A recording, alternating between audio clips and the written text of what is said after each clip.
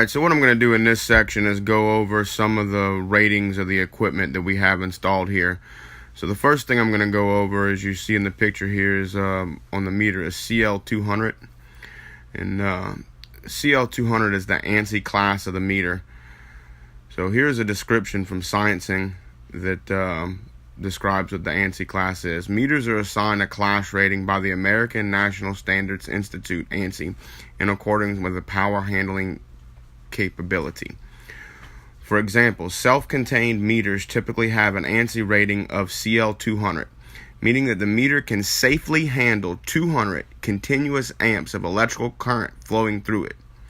Other ANSI classes are CL200 transformer rated, CL100, and CL320. So I'll briefly cover a little bit extra on that.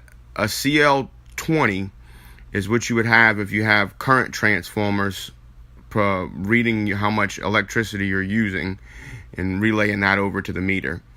A CL100 is a meter that is rated for 100 amps continuous load.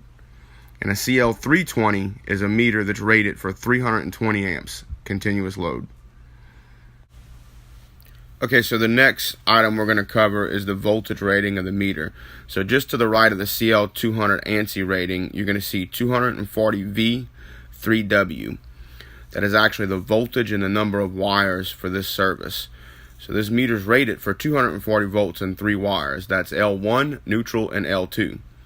The definition from sciencing.com for the voltage rating is: power companies offer customers a variety of service voltage for commercial AC power depending on their load requirements.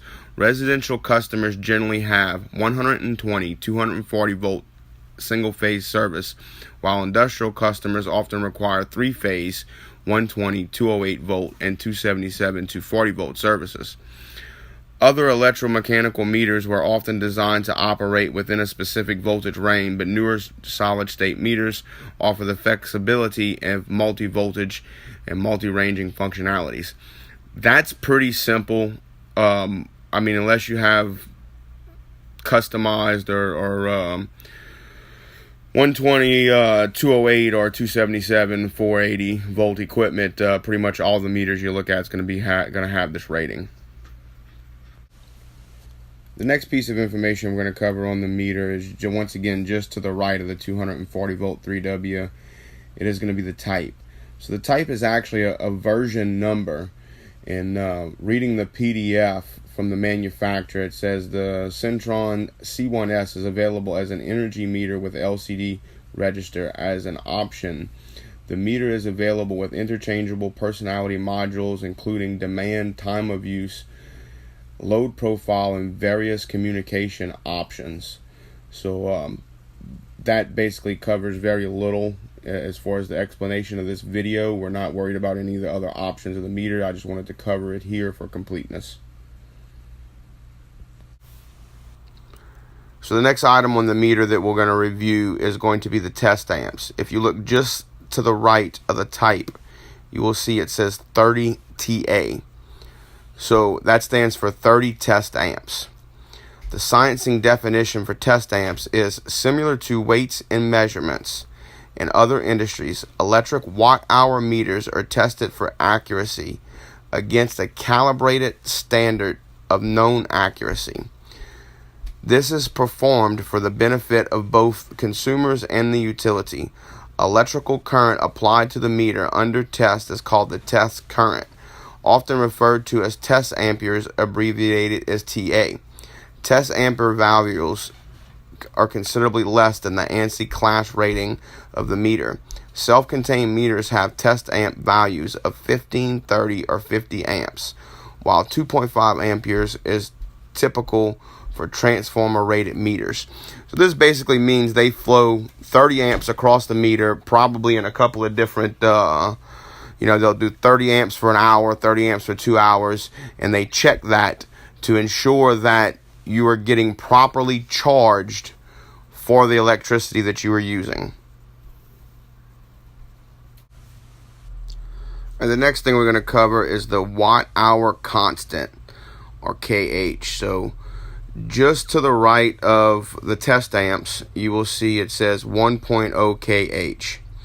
So the sciencing definition of this is the watt-hour constant, often referred to as kH, represents the amount of electricity energy in watt-hours required to spin the disk of classic electromechanical meter one full revolution.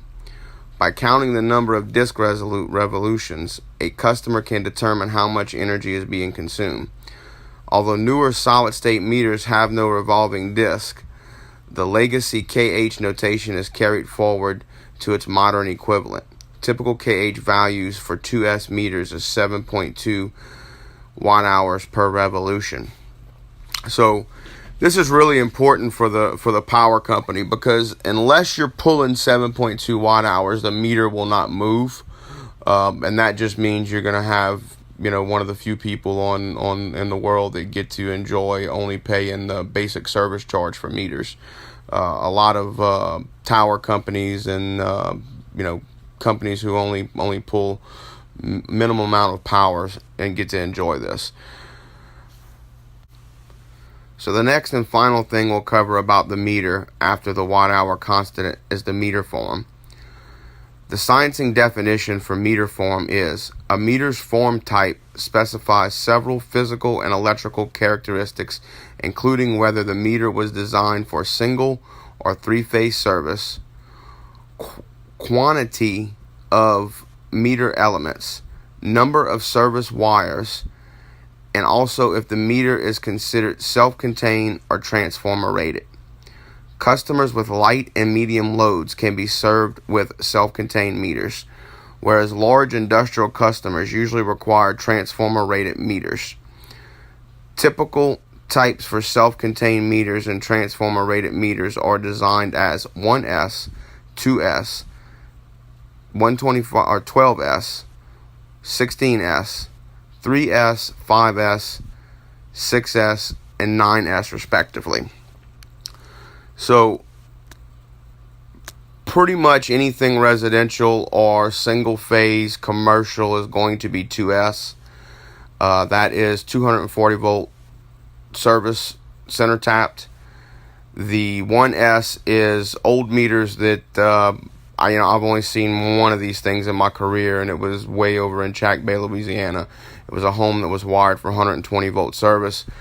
It was actually updated to a 2S meter, and the customer still maintained the only 120 volts in the house.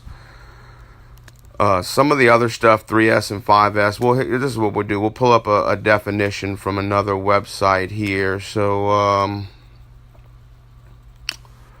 if we go to the learningmeter.com, the 2S form definition is: the form 2S is by far the most common meter used out there.